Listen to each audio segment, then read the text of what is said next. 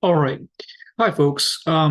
This video is week one in review slash preview of week two for English 1301, fall 2025. And since we have a short week, we had the holiday yesterday, Labor Day.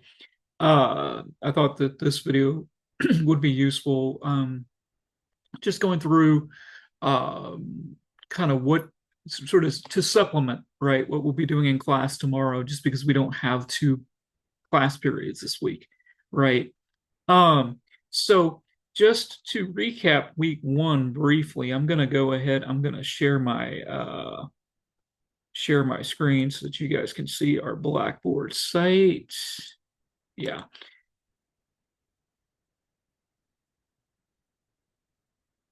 All right. So this may not be your exact section, but essentially the sections mirror each other. To recap, last week we obviously met in class for the first time. We formed our writing communities, which is probably the most significant thing that we did. If you attended, which is, I believe there's one person that only attended one day of last week, so that person got a half a point.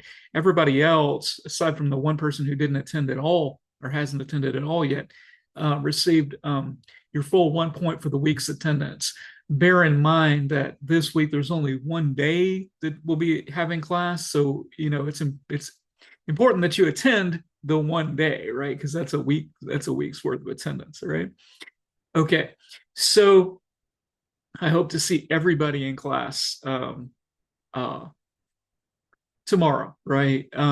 As far as assignments being turned in a timely manner and so forth, if you're in the afternoon class, the section 22, you guys are stellar as far as your submission of assignments and everything. Everybody, I believe, across the board submitted everything.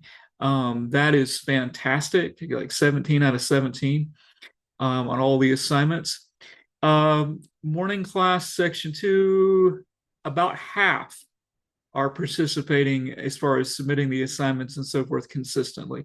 Remember that you can turn in late work for full credit until Thanksgiving week, with the exception of the labor logs. You cannot turn labor logs in late unless, of course, you submit it. And for whatever reason, I can't see it, and I, say, hey, I can't see this.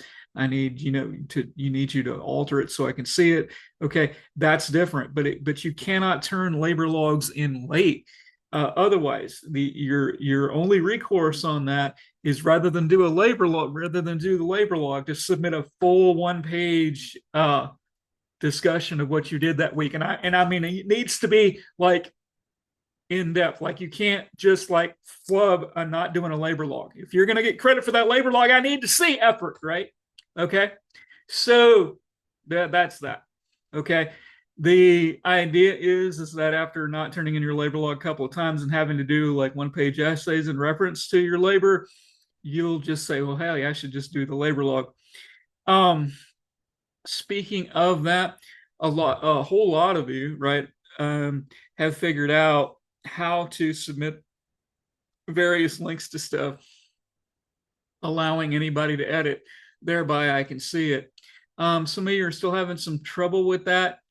Again, make sure, whether it's a SharePoint or whether it is a Google Doc, that whatever link you send me is that anybody can edit, and do not share it directly to my Tamusa email address alone, because none of my Google stuff is associated with Tamusa, right? That's would be extremely problematic and very difficult for me to access. So don't do that. Just make sure that whatever Google Doc or SharePoint you're working with is anybody can edit. And it may very well be, especially if you're using the university issue Microsoft Word, that you can't get your SharePoints to anybody can edit. And in that case, that's not going to work. Um, so, but you got to make that determination. And I'll be, if need be, I can look at it with you and see where that where that disconnect is happening. Because there's a couple of cases where clearly, you're trying to submit SharePoints, and you're saying it's anybody can edit, but that's not what I'm getting on my end. Okay. But a lot of you, when I pointed out to you, hey, I can't see this, you resubmitted the link, and I was able to see it. So okay, and you'll be able to tell. You go in the grade book and see your points should be there. That's one thing. Make sure, because this week especially, week one, I pardon me, commented on everything that was submitted. I may not do that every week. I may not have the bandwidth to comment on absolutely everything. Uh, but I did, right? So make sure that you're looking at my comments on stuff, because sometimes I went ahead and gave you credit because it's week one and so forth. But sometimes some people clearly either did not apply themselves to whatever the assignment was, or they did not read the instructions. Particularly with the writing tasks and reading notes, those are very specific instructions every week. So it's really important that you actually look through and read those instructions, because they're asking you to do specific things. So, uh, moving on to really great effort in the 2 o'clock class in section 22.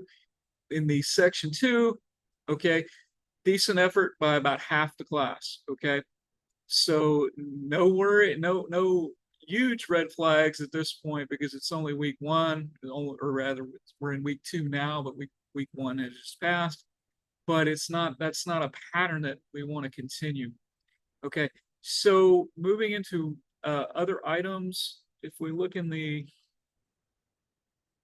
week two folder, um, you'll note what's due this week. You've got your writing tasks, you've got your labor log, of course, your week three reading notes. So really, the tenor of the class this week, in the theme of the class this week, is read like a writer. That's going to be recurring, right, throughout the semesters. We're using sort of Mike Bunn as a foundational article. Um, so we're going to apply these read like a writer techniques in class tomorrow, within your writing communities. And then uh, when you um, do your reading notes for the week three reading, which is Working Languages by Alvarez and co.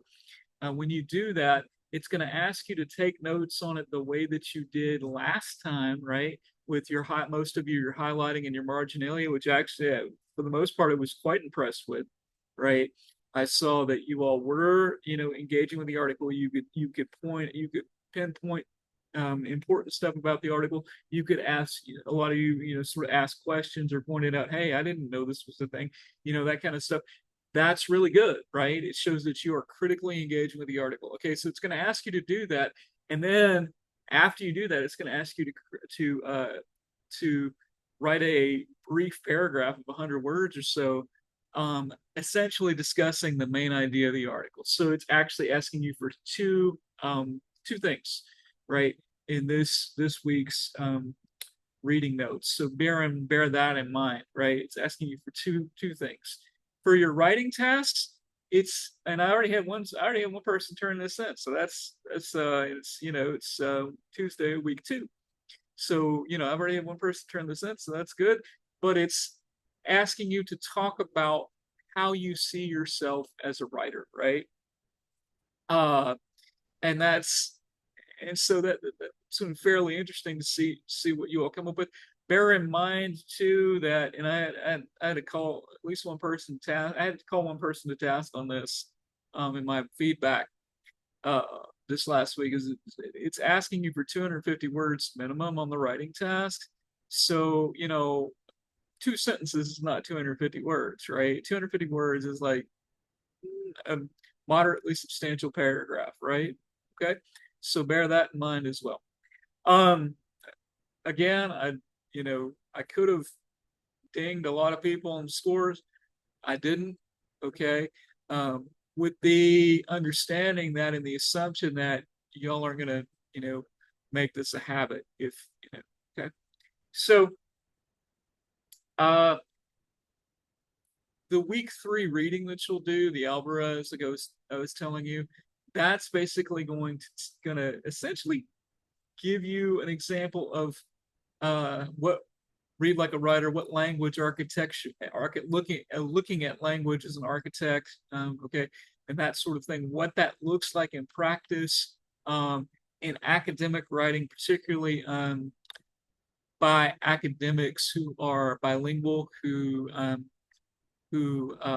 maybe not uh, native English speakers, so on and so forth. It's a valuable piece because it's kind of pulling back the curtain and demonstrating various strategies that they're using that tie in very closely with what Mike Bunn is talking about in Read Like a Writer. In fact, they reference Mike Bunn in that article. Okay, so I don't want to get too far ahead of myself and so on because we are still meeting in class tomorrow, so we got stuff to do in class tomorrow.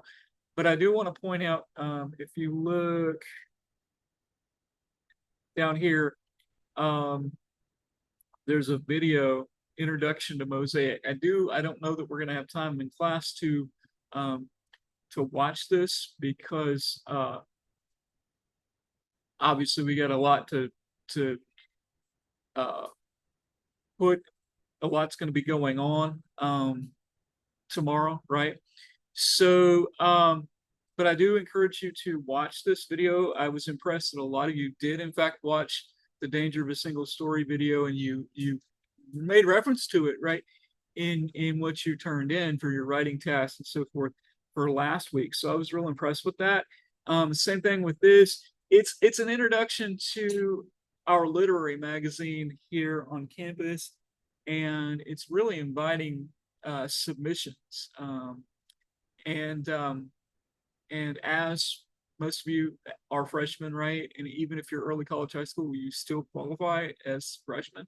So you know you are invited to submit work, and in fact, depending on how the various moves they make in the magazine, there may be a specific section in future issues when that is specifically highlighted freshman work. I don't know if they're making that move in this upcoming release, but they are certainly inviting freshmen to submit. So that's what that's about. Okay, just in case we don't get to it in class tomorrow.